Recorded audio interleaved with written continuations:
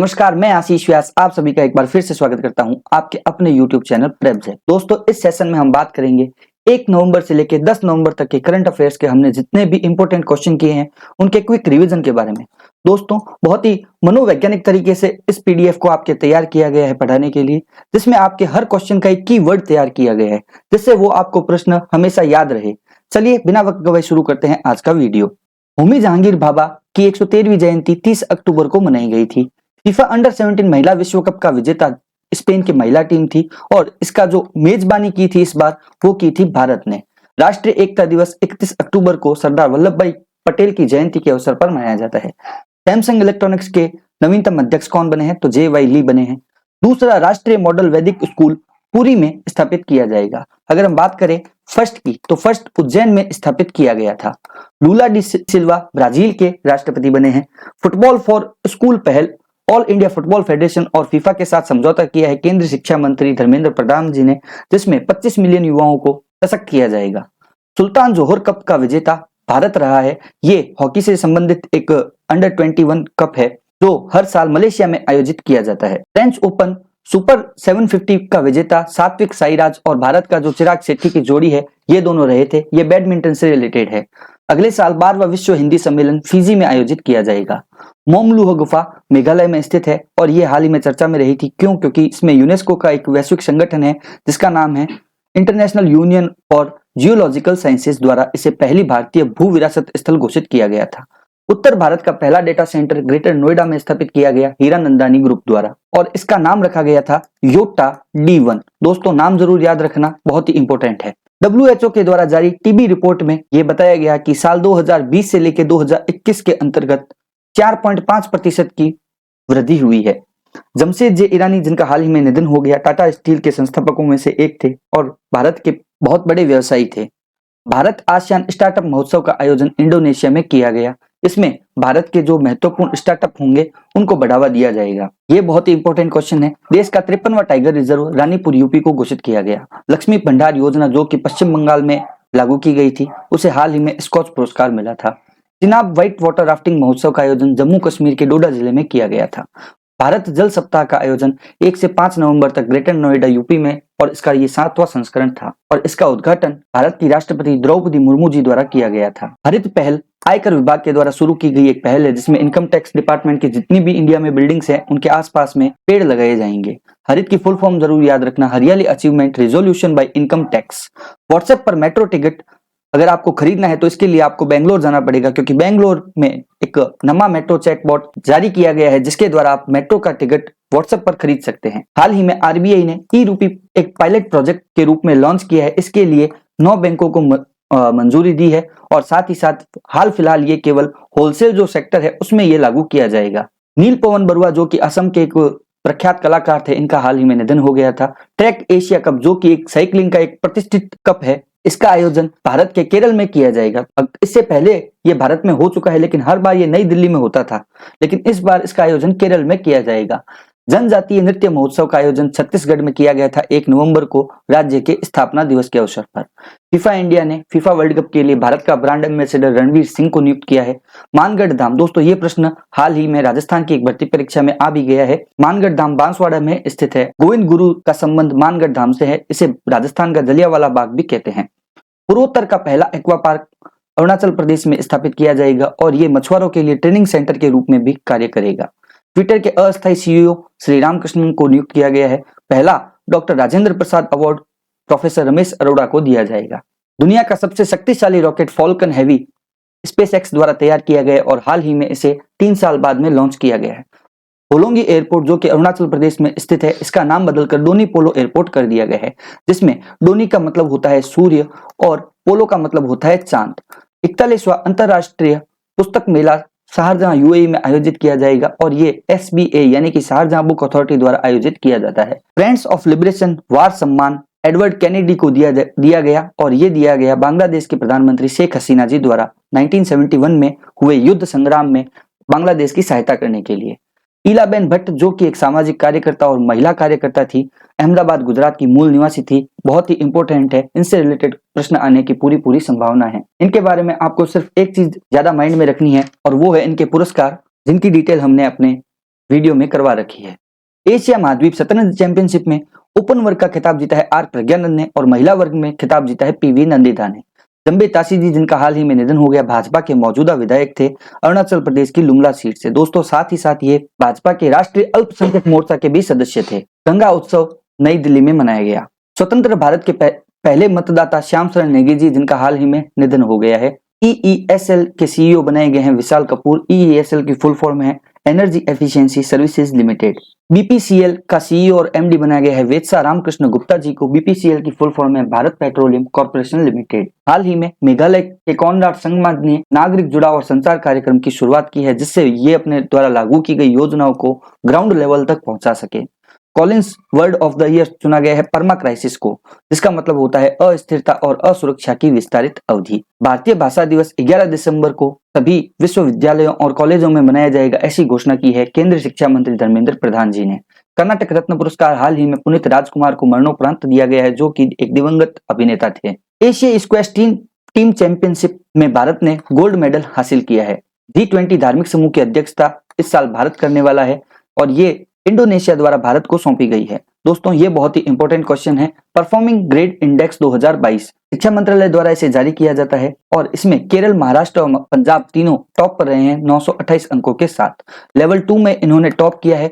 अंतिम अगर बात करें तो अरुणाचल प्रदेश रहा था लेवल 7 में। इजराइल के नए प्रधानमंत्री बने हैं एक बार फिर से बेंजामिन नेतन्याहू। भारत का सबसे बड़ा विंड टर्बाइन मुंद्रा गुजरात में स्थापित किया जाएगा। बहुत ही इंपॉर्टेंट क्वेश्चन है ये भी, जिसकी ऊंचाई होगी 200 मीटर की, यानी कि स्टैच्यू ऑफ यूनिटी से भी ये ऊंचा होने वाला है। एनी इब्राहिम और सीमा ढूंढिया ये दोनों सीआरपीएफ की महिला अधिकारी हैं, जिन्हें हाल ही में आईजी रैंक पर पदोन्नत किया गया है और ये पहली ऐसी महिला अधिकारी है जिन्हें आईजी रैंक पर पदोन्नत किया गया है सीआरपीएफ में। एनी इब्राहिम को रैपिड एक्शन फोर्स और सीमा ढूंढिया को बिहार सेक्टर का आईजी नियुक्त किया गया है। बाजी राउत फुटबॉल टूर्नामेंट ओडिशा में ये टूर्नामेंट आयोजित हुआ और इस टूर्नामेंट का विजेता रहा डेजर्ट वॉरियर्स, जो कि राजस्थान की आरयूएफसी की टीम है। लाडली लक्ष्मी 2.0 योजना एमपी के सीएम शिवराज सिंह चौहान द्वारा महिलाओं को उच्च शिक्षा के लिए लागू की गई है। बैलिस्टिक मिसाइल इंटरसेप्टर AD-1 का सफल परीक्षण, यहाँ पे ये गलत टाइप हुआ है, इसरो नहीं डीआरडीओ द्वारा किया गया है। डीआरडीओ के अध्यक्ष का नाम समीर वी कामत है। बाइजू ने अपना ब्रांड एम्बेसडर लियोनेल मेसी को नियुक्त किया है। पहला अंतर्राष्ट्रीय बायोस्फीयर रिजर्व दिवस 3 नवंबर को मनाया गया।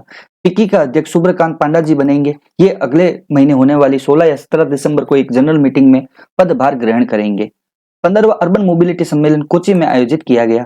आधार मित्र क्या है? तो दोस्तों ये एक चैटबॉट है जो UIDAI द्वारा यूजर्स के लिए लॉन्च किया गया है, जिससे आप अपने आधार के स्टेटस के अपडेट देख सकते हैं और अगर आपने पीवीसी कार्ड के लिए अप्लाई कर रखा है तो आप उसको भी ट्रैक कर सकते हैं। वर्ल्ड ट्रेवल मार्केट कहाँ आयोजित किया गया? तो दोस्तों लंदन में किया गया और ये विश्व की मशहूर अंतरराष्ट्रीय प्रदर्शनियों में से एक है।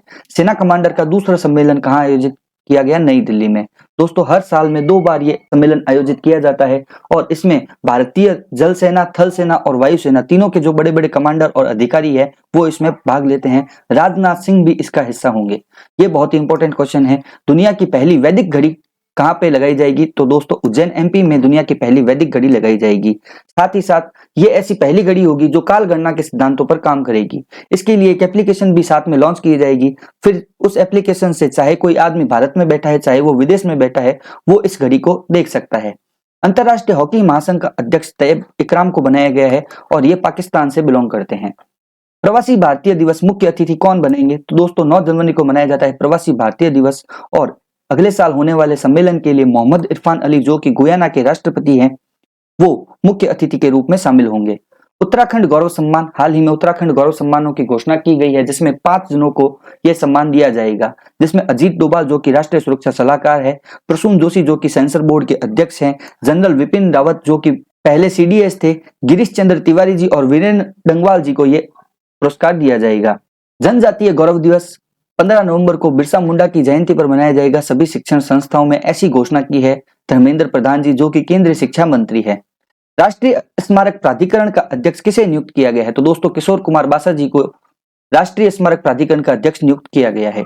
EWS की वैधता के संबंध में हाल ही में सुप्रीम कोर्ट ने अपना फैसला सुना दिया है। यू ललित की अगुवाई में 5 जजों की बेंच में 3 जज ने EWS को वैध बताया और 2 लोग EWS के आरक्षण से सहमत नहीं थे। इस प्रकार से बहुमत होने के कारण EWS की वैधता जारी रखी गई है। 53वां अंतर्राष्ट्रीय भारतीय फिल्म महोत्सव गोवा में आयोजित किया जाएगा। ये बहुत ही इंपॉर्टेंट क्वेश्चन होने वाला है। विधि आयोग का अध्यक्ष बनाया गया है ऋतुराज। चंद्रमा के अंधेरे वाले हिस्से व शुक्र मिशन के लिए इसरो और जापान दोनों ने एक दूसरे से हाथ मिलाया है, जिसमें इसरो लूनर और रोवर का निर्माण करेगी और जापान का काम होगा उस रोवर को चंद्रमा के अंधेरे वाले हिस्से तक पहुंचाने का। मथुरा वृंदावन कार्बन उत्सर्जन 2041 तक का इसका लक्ष्य रखा गया है योगी जी ने, कि जो मथुरा और वृंदावन का जो कृष्ण सर्किट है उसे कार्बन मुक्त किया जाए। राष्ट्रीय फ्लोरेंस नाइटिंगेल पुरस्कार ये हेल्थ सेक्टर में काम करने वालों को दिया जाता है और इस साल मिला है शशिकला पांडे जी और गंगा जोशी जी को। राष्ट्रपति भवन में मुर्मू जी द्वारा ये अवार्ड दिया जाएगा। सैयद मुश्ताक अली ट्रॉफी इस बार जीती है मुंबई ने और पहली बार ये ट्रॉफी मुंबई ने जीती है। 15वीं एशियन एयरगन चैंपियनशिप कहाँ होगी? दक्षिण कोरिया में इसका आयोजन किया जाएगा और भारत का 36 सदस्यीय दल इस चैंपियनशिप में हिस्सा लेगा।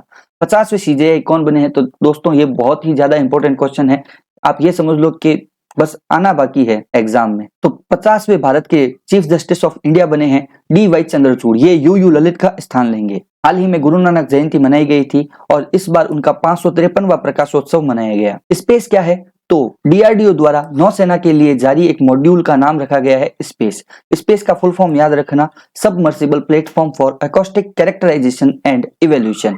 GSMA का उपाध्यक्ष किसे बनाया गया है? तो गोपाल विट्ठल को GSMA का उपाध्यक्ष बनाया गया है और गोपाल विट्ठल जी भारतीय एयरटेल के CEO हैं। TOFI कार्यक्रम हरियाणा में शुरू हुआ है। TOFI की फुल फॉर्म है trees outside forest in India.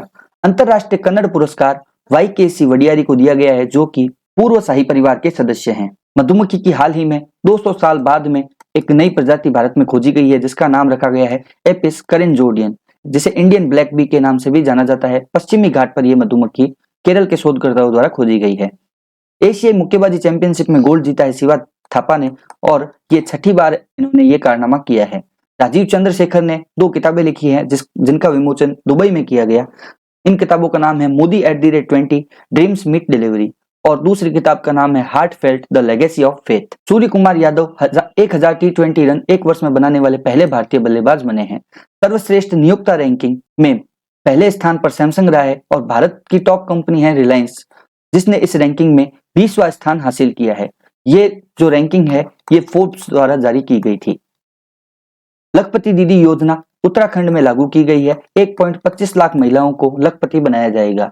दुनिया की सबसे लंबी यात्री ट्रेन का संचालन किसने किया? तो दोस्तों स्विट्जरलैंड ने इसका संचालन किया है। फ्रांस का सर्वोच्च पुरस्कार सेवेलियर डी ऑट्रे आर्ट्स एट डेस पुरस्कार अरुणा साईराम जी को दिया जाएगा। CM डैशबोर्ड पोर्टल हरियाणा के CM मनोहर लाल खट्टर द्वारा लॉन्च किया गया है, जिससे वो सभी विभागों पर निगरानी रख सके। NIIE व्यापार मेला नागालैंड में आयोजित किया गया, जिसका फुल फॉर्म है नेशनल इंटीग्रेट इनोवेट एक्सपेंड और यही इसकी थीम भी है। COP 27 का आयोजन मिस्र में किया जाएगा और भूपेंद्र यादव इस बार भारतीय प्रतिनिधिमंडल का नेतृत्व करेंगे।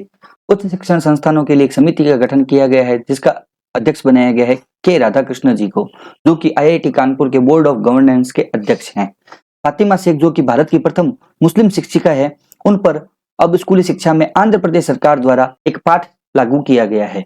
ICC हॉल ऑफ फेम में हाल ही में शिवनारायण चंद्रपॉल, जो कि वेस्ट इंडीज के हैं, अब्दुल कादिर, जो पाकिस्तान की है, और चार्लोट एडवर्ड्स, जो कि इंग्लैंड की महिला खिलाड़ी है, को क्रमशः 107वें, 8वें और 9वें नंबर का खिलाड़ी शामिल किया गया है। अंतरराष्ट्रीय विज्ञान और शांति सप्ताह का आयोजन 9 से 14 नवंबर तक किया जाएगा। विनिंग द इनर बैटल हाल ही में शेन वॉटसन ने अपनी एक ये पुस्तक लिखी है। सोने की एक समान कीमतों वाला भारत का पहला राज्य बन गया है केरल। पैरा बैडमिंटन विश्व चैंपियनशिप में प्रमोद भगत, जिन्होंने पैरा ओलंपिक में भी मेडल जीता था, इसमें भी गोल्ड मेडल जीता है और महिला वर्ग में मनीषा रामदास ने गोल्ड मेडल जीता है। उत्तराखंड स्थापना दिवस हर साल 9 नवंबर को मनाया जाता है। पहले इसका नाम उत्तरांचल था, जिसे 1 जनवरी 2007 के बाद में उत्तराखंड कर दिया गया। नगरपालिका बॉन्ड वाला दूसरा शहर बन गया है वडोदरा। बहुत ही इंपॉर्टेंट क्वेश्चन है। फर्स्ट शहर कौन सा था? पुणे। गाइम 100 क्या है? तो ये ईरान के द्वारा एक सफल परीक्षण किया गया बहुत ही शक्तिशाली रॉकेट है। 26वां मालाबार अभ्यास कहाँ आयोजित किया जा रहा है? जापान में आयोजित किया जा रहा है, जिसमें इंडिया, ऑस्ट्रेलिया, अमेरिका और जापान हिस्सा लेंगे। G20 की थीम क्या रखी गई है? तो दोस्तों हाल ही में नरेंद्र मोदी जी ने G20 की वेबसाइट, थीम और लोगो का अनावरण किया है, जिसमें उसकी थीम रखी गई है one earth, one family, one future. अगर हम बात करें हिंदी में भी इसकी थीम पूछ सकता है तो क्या हो जाएगा? वसुधैव कुटुंबकम। एजुथाचन पुरस्कार किसे दिया गया? तो ए सेतु माधवन, जिन्हें हम प्यार से सेतु के नाम से जानते हैं, उन्हें एजुथाचन पुरस्कार दिया जाएगा। आई होप आप सभी को ये वीडियो बहुत अच्छा लगा होगा। अगर आप इन सभी प्रश्नों की विस्तृत व्याख्या देखना चाहते हैं तो आप हमारे चैनल पर इन सभी प्रश्नों की व्याख्या देख सकते हैं। इन सभी प्रश्नों से रिलेटेड एक मेगा टेस्ट हमारी एप्लीकेशन पर फ्री करवाया जाएगा। इसके लिए आपको हमारी एप्लीकेशन गूगल प्ले स्टोर पर प्रेप्स सर्च करके डाउनलोड करनी पड़ेगी। इस वीडियो की पीडीएफ आपको हमारे टेलीग्राम चैनल पर मिल सकती है, लेकिन उसके लिए आपको हमारा टेलीग्राम चैनल ज्वाइन करना पड़ेगा। एप्लीकेशन, टेलीग्राम और सभी सोशल मीडिया प्लेटफॉर्म की लिंक आपको डिस्क्रिप्शन बॉक्स में मिल जाएगी। For more updates, stay connected with preps app. Don't forget to subscribe our channel. Thank you. जय हिंद, जय भारत। मिलते हैं कल के करंट अफेयर्स के साथ।